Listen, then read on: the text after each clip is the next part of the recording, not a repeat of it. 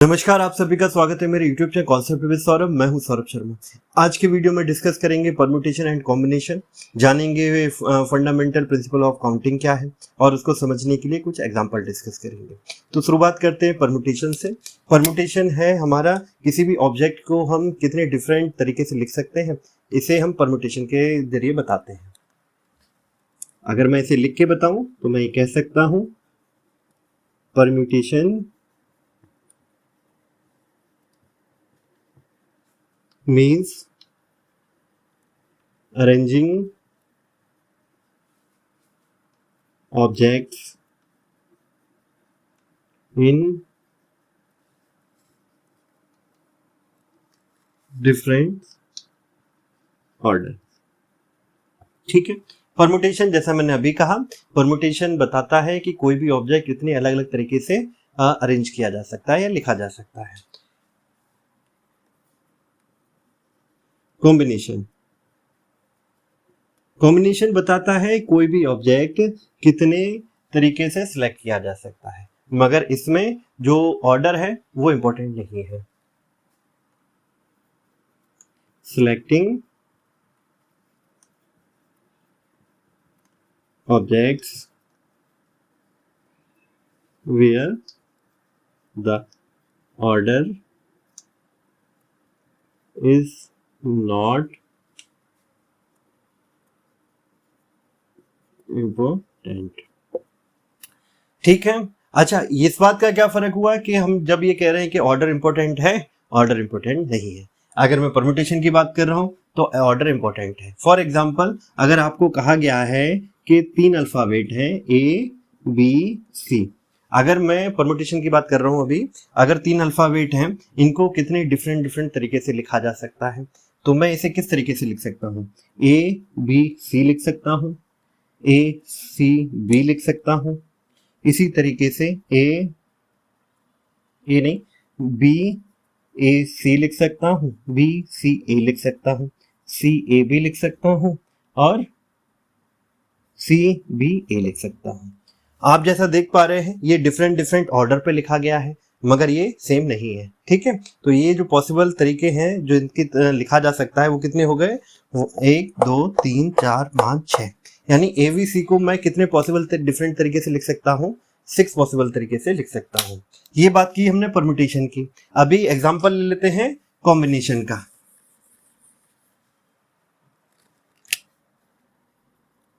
Combination, अगर आपको 3 alphabet दे रखे हैं ABC और इसमें से आपको 2 सिलेक्ट करने हैं। मेरे शब्दों पे ध्यान दीजिएगा, जब मैंने पहला एग्जांपल डिस्कस किया तब मैंने कहा कि हमें 3 अल्फाबेट दे रखे हैं और हमें उन्हें डिफरेंट तरीके से अरेंज करना है। जब वर्ड आया अरेंज, तो इसका मतलब यही हो गया कि मैं परम्यूटेशन का एग्जांपल डिस्कस कर रहा हूं। जब मैं दूसरे को बोल रहा हूं तब मैं ये कह रहा हूं 3 अल्फाबेट हैं ABC और मुझे इनमें से 2 सिलेक्ट करने हैं। सिलेक्ट का शब्द यूज किया तो ये क्या एग्जाम्पल हो गया? ये एग्जाम्पल हो गया आपका कॉम्बिनेशन का। ठीक है, तो ऐसे ही आप जब एग्जाम्पल आपकी बुक में आएंगे तो इन शब्दों पे ध्यान दीजिएगा, जिससे आपको समझ पाएंगे कि वो परम्यूटेशन से सॉल्व होंगे या कॉम्बिनेशन से। ठीक है, ABC 3 अल्फाबेट है, आपको इसमें से 2 सिलेक्ट करने हैं। किस तरीके से कर सकते हैं? याद रखिएगा, ऑर्डर इंपॉर्टेंट नहीं है, तो मैं इसे 2 ले सकता हूँ, AB कह सकता हूँ, BC ले सकता हूँ और AC ले सकता हूँ। और भी कोई आपको पॉसिबल तरीका याद आ रहा है जिससे आप कह सकते हैं? अगर मैं बात करूं तो जैसे BA है, ठीक है, यहाँ CB है और CA है, तो ये डिफरेंट तरीके हैं, पर पॉसिबल तरीके कितने हो गए? केवल 3। आप कैसे भी लिख सकते हो, आप इसको ऐसे लिख दो तो भी 3 है, इसको ऐसे लिख दो तो भी 3 है, क्योंकि यहाँ ऑर्डर इंपॉर्टेंट नहीं है। बात यहाँ तक क्लियर हो गई। बात करेंगे फंडामेंटल प्रिंसिपल ऑफ काउंटिंग की।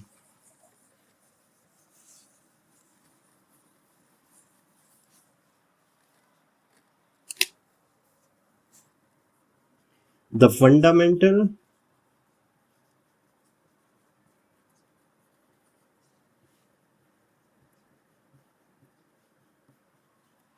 principle of counting।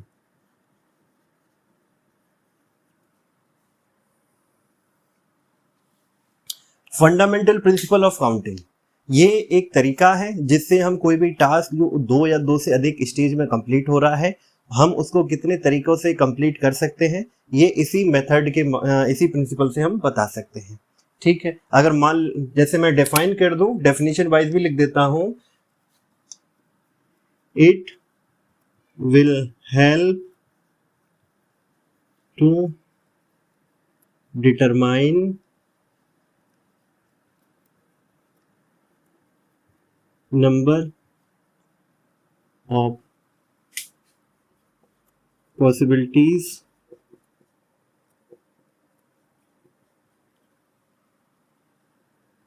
to complete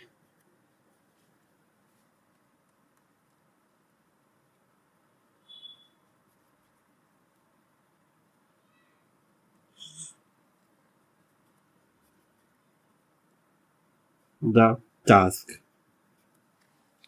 ठीक है, ये मैं फिर से लिख देता हूँ ये line, possibility to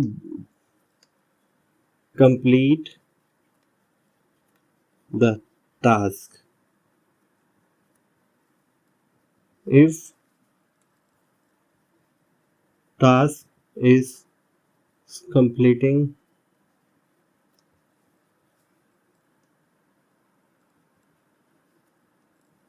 two or more stages,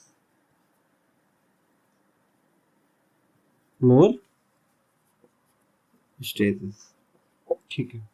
तो क्या बताया, जैसा कहा गया था कि फंडामेंटल प्रिंसिपल ऑफ काउंटिंग बताता है, यानी कोई टास्क है या कोई इवेंट है जो दो या दो से अधिक स्टेज में कंप्लीट हो रहा है, तो कितने पॉसिबल तरीके से कंप्लीट किया जा सकता है, ये हमारा फंडामेंटल प्रिंसिपल बताता है। ठीक है,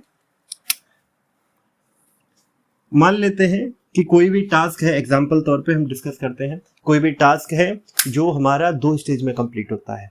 पहला स्टेज जो m पॉसिबल तरीके से m पॉसिबिलिटीज के साथ पूरा होता है, दूसरा स्टेज जिसमें n पॉसिबिलिटीज है। तो टोटल नंबर ऑफ पॉसिबिलिटीज जो हम दे सकते हैं द प्रिंसिपल ऑफ काउंटिंग के मेथड को यूज करके, वो होंगी m into n।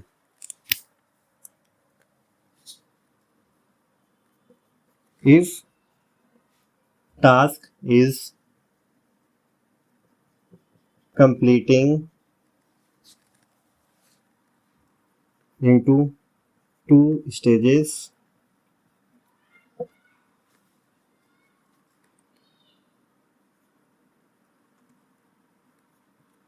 first stage has m possible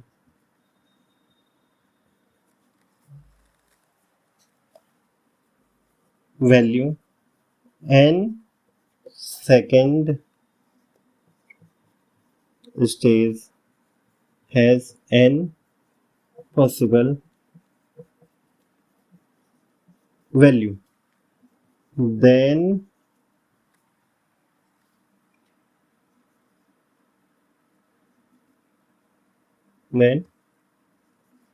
total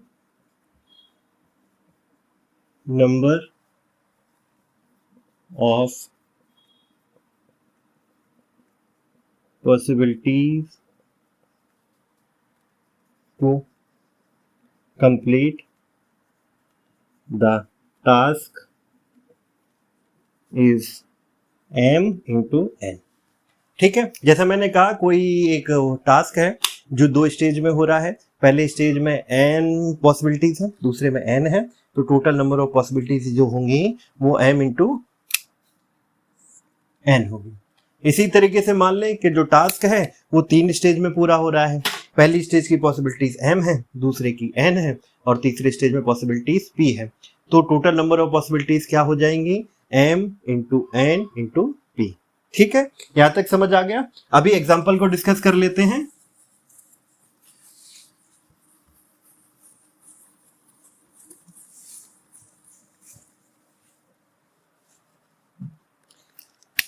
पहला एग्जाम्पल ले लेते हैं जिसमें मोहन के पास क्या था, 3 पैंट थे, 3 पैंट्स हैं और 2 शर्ट्स हैं। ठीक है, मैं इसको थोड़ा प्रैक्टिकल बना देता हूं। पैंट्स को मैं नाम दे देता हूं, नाम क्या कलर दे देता हूं, किस कलर के पैंट्स हैं, एक मान लेते हैं हमारा ब्लैक है, दूसरा ब्लू है, तीसरा नेवी हो गया। शर्ट मान लेते हैं क्या है, एक वाइट कलर की शर्ट है, दूसरी मान लेते हैं येलो है। तो हमें तरीके बताने हैं कितने तरीके से वो ड्रेसअप हो सकता है, कितने अलग अलग तरीके से। ठीक है, अभी आप देखेंगे तो अगर मान लेते हैं मोहन एक दिन ब्लैक पैंट और वाइट शर्ट पहन ले तो एक तरीका हो गया, एक दिन ब्लैक पैंट और येलो शर्ट पहन ले तो तरीके कितने हो गए, 2। इसी तरीके से ब्लू पैंट पहन ले और वाइट शर्ट पहन ले तो हमारी पॉसिबिलिटीज कितनी हो गई, 3। ब्लू पैंट और येलो शर्ट पहन ले तो पॉसिबिलिटीज कितनी हो गई, अभी 4। इसी तरीके से नेवी पैंट और वाइट शर्ट पॉसिबिलिटीज हो गई 5 और नेवी पैंट और येलो शर्ट पॉसिबिलिटीज हो गई 6, यानी कि 6 पॉसिबिलिटीज। ठीक है, अब इसको थोड़ा स्टैंडर्डाइज कर ले। ये तो हमने नाम दे दिया, मगर अगर मैं जनरल टर्म में बात करूं तो इसको कलर तो नहीं बोल सकता, तो जनरल टर्म में डिस्कस करने के लिए मैं क्या करता हूं, इसे पैंट को पी बोल देते हैं और शर्ट को एस बोल देते हैं। 3 पैंट हैं तो मान लेते हैं पैंट्स क्या हैं, P1 P2 P3। Let's assume that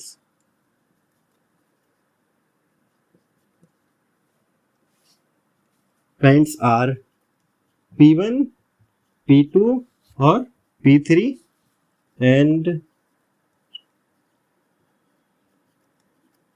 shirts are S1 and S2। अगर पैंट P1 P2 P3 है और शर्ट S1 S2 है तो हम इसे किस तरीके से लिख सकते हैं, P1 P2 और P3। शर्ट मैंने मान ली एक S1 है, दूसरी S2 है, इसी तरीके से S1 है S2 है, S1 है और S2 है। यानी कहा गया कि पैंट, एक पैंट था, शर्ट उसको 2 शर्टों के साथ यूज किया गया। दूसरा पैंट था, उसे हमने 2 अलग जो शर्टें थी उनके साथ यूज किया। तीसरा पैंट था, 2 शर्ट के साथ हमने यूज किया। अगर इसको थोड़ा सा समझें तो किस तरीके से कह सकते हैं कि P1 पैंट है, S1 शर्ट है, तो पॉसिबिलिटीज का नाम दे दिया हमने P1 S1। P1 पैंट है, S2 शर्ट है, तो पॉसिबिलिटीज का नाम दे दिया P1 S2। इसी तरीके से P2 पैंट है, शर्ट S1 है, तो पॉसिबिलिटीज क्या हो गई, P2 S1। P2 पैंट है, S2 शर्ट है, तो पॉसिबिलिटीज क्या हो गई, P2 S2। इसी तरीके से P3 पैंट है, S1 शर्ट है, तो P3 S1 हो गया पॉसिबिलिटीज। इसी तरीके से P3 आपका पैंट है, S2 शर्ट है, तो पॉसिबिलिटीज क्या हो गई, P3 S2। अब हम इनको काउंट कर लेते हैं कितनी पॉसिबिलिटीज हुई, 1 2 3 4 5 6। टोटल नंबर ऑफ पॉसिबिलिटीज कितनी हो गई, 6।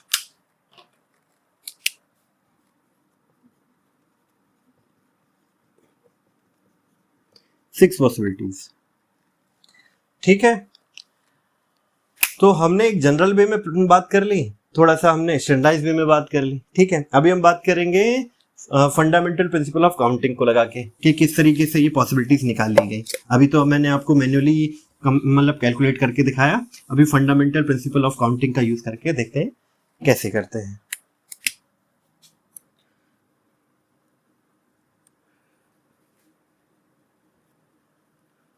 नंबर ऑफ पैंट्स कितने हैं मोहन के पास, नंबर ऑफ पैंट्स हैं 3 और नंबर ऑफ शर्ट्स हैं वो है हमारी 2। तो टोटल पॉसिबिलिटीज क्या होगी, टोटल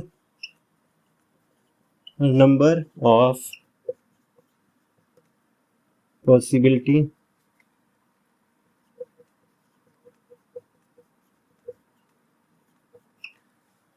अगर ये n है, ये m है, तो पॉसिबिलिटीज किस तरीके से होती, m इंटू n, यानी कि पहली स्टेज में पॉसिबल वैल्यूज कितनी है 3, दूसरी स्टेज में पॉसिबल वैल्यू कितनी है 2, तो नंबर ऑफ पॉसिबल वैल्यूज कितनी हो गई, 6।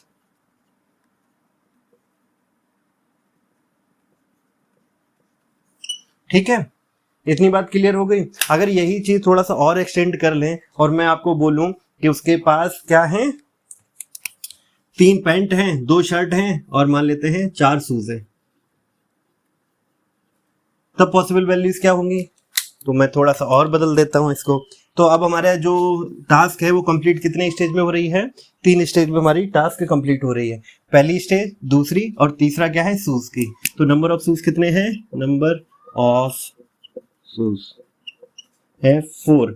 तो अभी क्या होगा, टास्क कंप्लीट करने के लिए जितने स्टेज में पॉसिबिलिटीज है, फर्स्ट स्टेज में की पॉसिबिलिटीज कितनी है 3, सेकंड की 2 और थर्ड की 4, तीनों का मल्टीप्लिकेशन होगा, वो हमें टोटल नंबर ऑफ पॉसिबिलिटीज दे देगा। तो ये हो गया 3 इंटू 2 इंटू 4, जो कि आपका हो गया कितना, 24। ठीक है, उम्मीद है समझ आया होगा। अगर आपने बुक में बॉटल वाला एग्जांपल देखा है तो वो भी इसी तरीके से सॉल्व होगा। मैं उसको डिस्कस नहीं कर रहा हूँ क्योंकि हमने एक कर लिया, वो सिमिलर वे है, आप अपने हिसाब से स्टडी कर सकते हैं। अब मैं बात कर लेता हूँ कुछ एग्जाम्पल की जिनमें हम इनकी बात करेंगे। ठीक है, बुक में कहा गया आपको अगर मैं 5 नंबर दे दूं, मान लेते हैं 1 2 3 4 और 5। ठीक है, 5 नंबर दिए गए, आपको 2 डिजिट यूज करके नंबर बनाना है, सॉरी आपको 5 डिजिट दी गई हैं, 2 डिजिट यूज करके एक नंबर बनाना है, वो नंबर इवन हो। अब आपको जैसे पता है कि 2 नंबर बनेंगे तो किस तरीके से, ये 1 प्लेस हो गया, ये आपका 10th प्लेस हो गया। ठीक है, तो जो 1th प्लेस है इस पे क्या आएगा, इवन नंबर होने के लिए जो वहां इवन नंबर कब आएगा, जब 1th प्लेस पे आपका क्या 2 हो या 4 हो, यानी कि जो नंबर हो वो 2 से डिवाइडेड हो। ठीक है, और जो 10th प्लेस में है, 10th प्लेस में कोई भी नंबर आ सकता है। अब बात ये है, इसमें ये भी कहा गया है कि नंबर हमारा रिपीट कर सकता है। तो अगर मैं 10th प्लेस की बात करूं, 10th प्लेस में इन जो 5 डिजिट दे रखी हैं 1 2 3 4 5, कोई भी हम यूज कर सकते हैं। तो 10th डिजिट की जो पॉसिबिलिटीज है वो कितनी हो गई, 5 हो गई। 1th जो डिजिट है उसकी पॉसिबिलिटीज क्या होगी, केवल 2, क्योंकि उसकी इवन नंबर बनाना है, तो 2 और 4 हो गया। अगर इस एग्जांपल में ये ना कहा जाए आपको कि इवन नंबर है, तो पॉसिबिलिटीज क्या हो जाएंगी आपकी, और नंबर रिपीट ना हो तो पॉसिबिलिटीज यहाँ हो जाएगी 4। बात क्लियर हो गई। तो इसको किस तरीके से लिखा जा सकता है, इसको लिखा जा सकता है possibilities for 10th place is 5 and possibilities of 1th place is 2। तो टोटल नंबर ऑफ पॉसिबिलिटीज क्या हुई,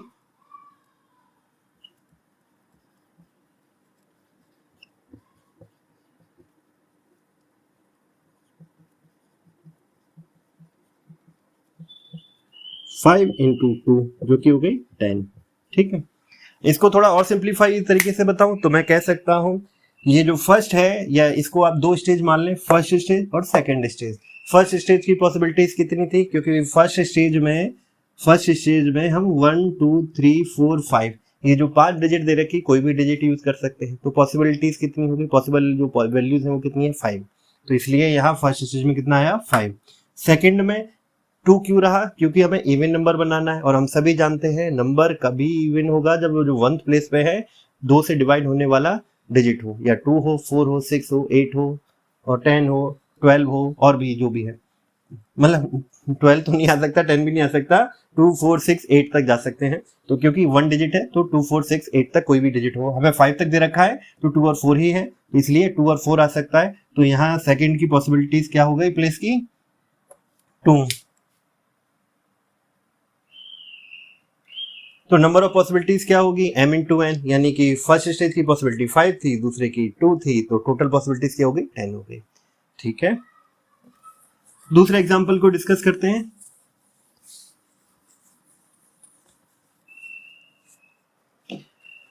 एग्जांपल में कहा गया है कि आपको कैरेक्टर दे रखे हैं, आर दे रखा है, ओ दे रखा है, एस दे रखा है और ई दे रखा है। आपको डिफरेंट तरीके से अरेंज करना है। इस जो वर्ड बनेगा वो चाहे मीनिंग रखता हो या न रखता हो, उससे कोई मतलब नहीं है। ठीक है, हमें ये बताना है कि चार वर्ड है, वर्ड में कितने कैरेक्टर है, 4 कैरेक्टर का वर्ड बनाना है, और इसे कितने तरीके से हम बना सकते हैं। जैसा कि मैंने आपको बताया, अब इस केस में फंडामेंटल प्रिंसिपल ऑफ काउंटिंग को अगर हम यूज करें तो किस तरीके से करेंगे। स्टेज 1 कौन सी हो गई, ये हो गई, ठीक है, स्टेज 1, स्टेज सेकेंड स्टेज हो गई, ये हमारी थर्ड स्टेज हो गई, और ये हमारी हो गई फोर्थ स्टेज। ठीक है, आप ऑर्डरिंग कैसे भी ले सकते हैं, आप यहाँ से काउंट कर ले, इससे कोई फर्क नहीं पड़ता, टोटल जो रिजल्ट आएगा वो सेम ही होगा। फॉर एग्जांपल अगर मैं यहाँ जो फर्स्ट स्टेज की बात करूँ, जब हमें जो करेक्टर दे रखे हैं वो दे रखे हैं 4, आर दे रखा है, ओ दे रखा है, एस दे रखा है, ई दे रखा है।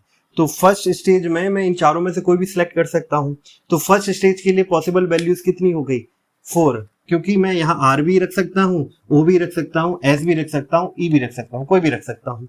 बात करते हैं सेकंड स्टेज। सेकंड स्टेज या सेकंड वर्ड के लिए हमारी जो पॉसिबल वैल्यूज है वो कितनी है, आर तो यूज हो गया, हमारे पास करेक्टर बचे 3, ओ एस ई और आर, इनमें से एक यूज हो गया, हमें नहीं पता कौन सा यूज हुआ, तो करेक्टर हमारे पास बचेंगे 3, तो हमारे यहाँ पॉसिबल वैल्यूज कितनी हुई, 3। इसी तरीके थर्ड स्टेज की बात करें, थर्ड स्टेज में अभी 4 करेक्टर दे रखे थे, 2 यूज हो गए, सॉरी 4 अल्फाबेट दे रखे हैं, 2 यूज हो गए, 2 बचे, तो सेकंड के थर्ड के लिए क्या हो जाएगा 2, इसी तरीके से फोर्थ के लिए क्या हो जाएगा 1। ठीक है, तो total number of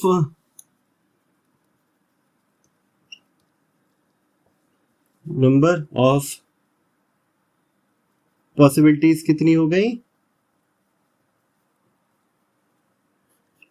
4 into 3 into 2 into 1, कितना हुआ 24। ठीक है, अब इस एग्जाम्पल को आप इस तरीके से देखो, कोई टास्क है जो 4 स्टेज में कंप्लीट हो रहा है। पहले स्टेज की पॉसिबिलिटीज हमारी 4 है, दूसरे स्टेज की पॉसिबिलिटीज 3 है, तीसरे स्टेज की 2 है, और फोर्थ की 1 है। ठीक है, क्योंकि ये हमने डिफरेंट तरीके से कर लिया। अब इसी तरीके से एक और एग्जाम्पल डिस्कस कर लेते हैं फ्लैग वाला, और इस टॉपिक को यहीं पूरा कर लेंगे। थर्ड की बात करने, आपको 4 फ्लैग्स दे रखे हैं, ठीक है, 4 फ्लैग्स दे रखे हैं, और एक सिग्नल बनाना है। सिग्नल जो बनेगा 2 फ्लैग्स को यूज करके बनेगा, जो एक के नीचे एक होगा। ठीक है, अगर इसको आप देखें तो 2 स्टेजेस मान लग सकते हैं, इसको मैं फर्स्ट स्टेज कह देता हूं, इसको मैं सेकंड स्टेज कह देता हूं। सिग्नल बनाने के लिए 2 फ्लैग्स चाहिए थे, टोटल 4 हैं, थोड़ा नंबर बढ़ा देते हैं, 6 कर लेते हैं इसको। ठीक है, आपको चीजें समझ आएंगी, बुक से भी अलग हो जाएगा। 6 है, तो अगर मैं फर्स्ट स्टेज की बात करूं, यहां मेरे को फ्लैग रखना है फर्स्ट स्टेज पे, तो मैं 6 फ्लैग दे रखे हैं, उनमें से कोई भी रख सकता हूं ना, तो यहाँ जो पॉसिबल वैल्यूज हो जाएंगी वो कितनी हो जाएंगी, 6 हो जाएंगी। अब जब 6 में से एक यूज हो गया फ्लैग, तो हमारे सेकंड स्टेज के लिए कितने फ्लैग बचे, 5, तो यहाँ जो पॉसिबिलिटीज होंगी वो कितनी होगी, 5। तो जो सिग्नल क्रिएट हो सकता है वो कितने तरीके से हो सकता है, 6 इंटू 5।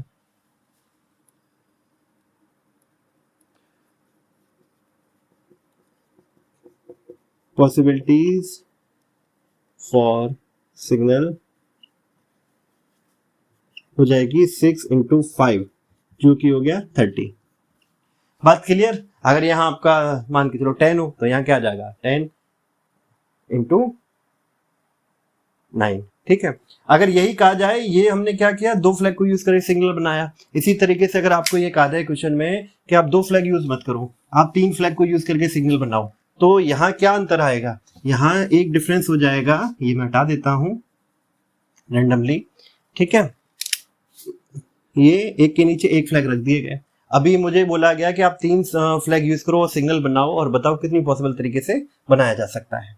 तो हमने क्या किया, पहले स्टेज हो गया, अभी जो स्टेज कंप्लीट हो रहा है टास्क, वो 3 स्टेज में होगा, फर्स्ट, सेकेंड स्टेज और थर्ड स्टेज। फर्स्ट स्टेज की अगर मैं बात करूं, तो यहाँ क्या है, 6 फ्लैग है, तो फर्स्ट स्टेज में कोई भी 6 फ्लैग्स में एक फ्लैग यूज कर सकते हैं, तो ये क्या हो गया, 6 हो गया। अभी 6 होने के बाद यहाँ क्या आ जाएगा, हमारा एक तो यूज हो गया, तो पॉसिबल सेकंड स्टेज के लिए कितने फ्लैग बचे हमारे पास, 5, तो यहाँ हम क्या कर सकते हैं 5। अभी टोटल 6 फ्लैग दिए थे, 2 यूज हो गए, थर्ड स्टेज के लिए हमारे पास फ्लैग बचे 4, तो टोटल नंबर ऑफ पॉसिबिलिटीज कितनी हो जाएंगी,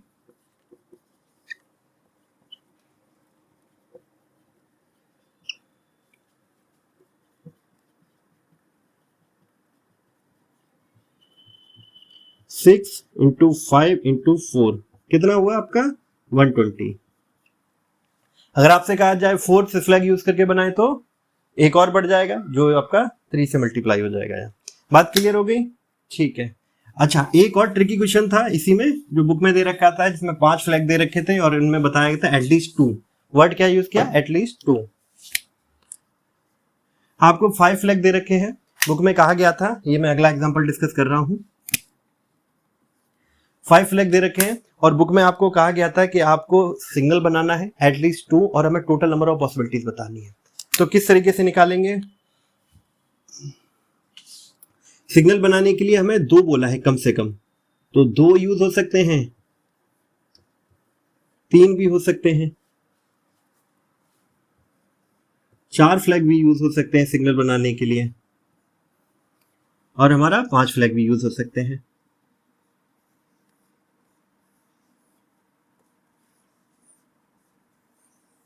ठीक है, तो कितने तरीके हो गए? 2 फ्लैग को यूज करके भी हम निकाल सकते हैं, 3 को, 4 फ्लैग्स को और 5 फ्लैग्स को। तो टोटल पैटर्न जो पॉसिबिलिटीज बनेंगी वो 4 बनेंगी और उन सबको हम ऐड कर देंगे। फॉर एग्जांपल फर्स्ट की बात करें, जब हम 2 फ्लैग्स की यूज कर रहे हैं,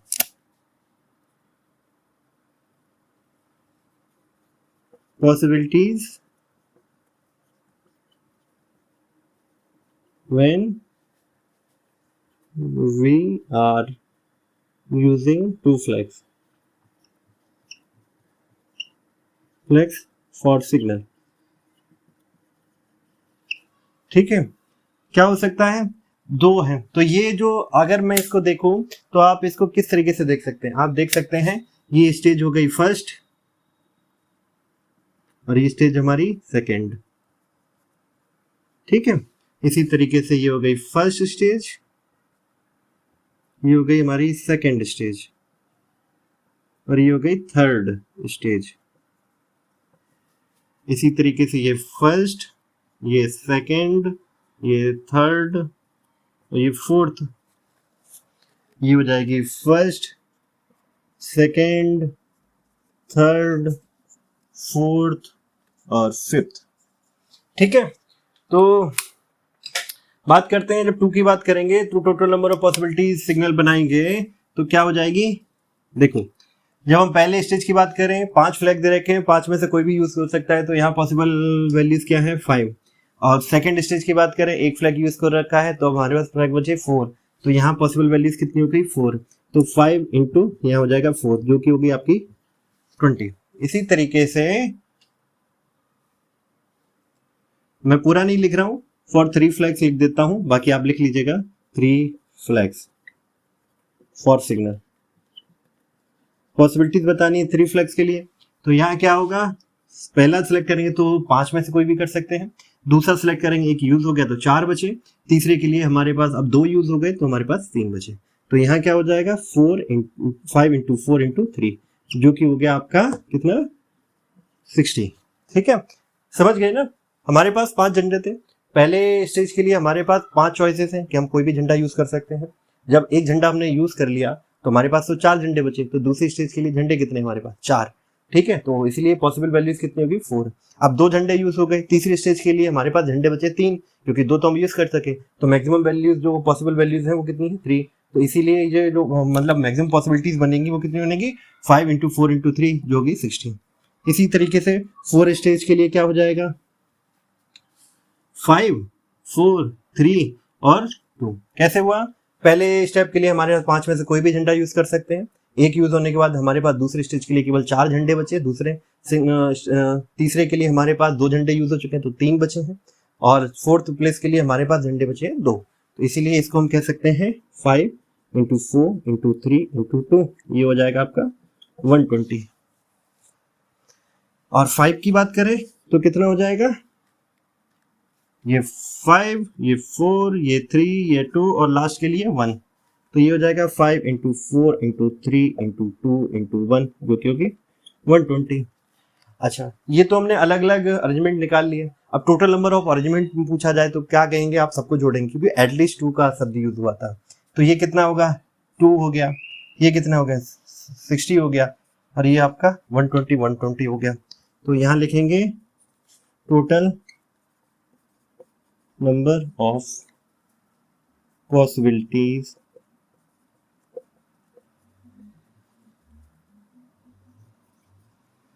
for creating for generating signal by using at least 2 flags equal हो जाएगा इन सबके एडिशन के 20 प्लस 60 प्लस 120 प्लस 120 जो कितना होगा, ये 240 320, ये आएगा आपका 320। ठीक है, टॉपिक आसान था, थोड़ा कॉन्सेप्ट वाइज है, आपको थोड़ा सा ध्यान देना होगा, अदरवाइज क्वेश्चन में गलतियां होंगी। अगर ये वीडियो आपको हेल्पफुल है कमेंट कीजिएगा, सब्सक्राइब कीजिएगा, कोई डाउट है तो भी कमेंट कीजिएगा। फिर मिलेंगे नए टॉपिक के साथ। धन्यवाद।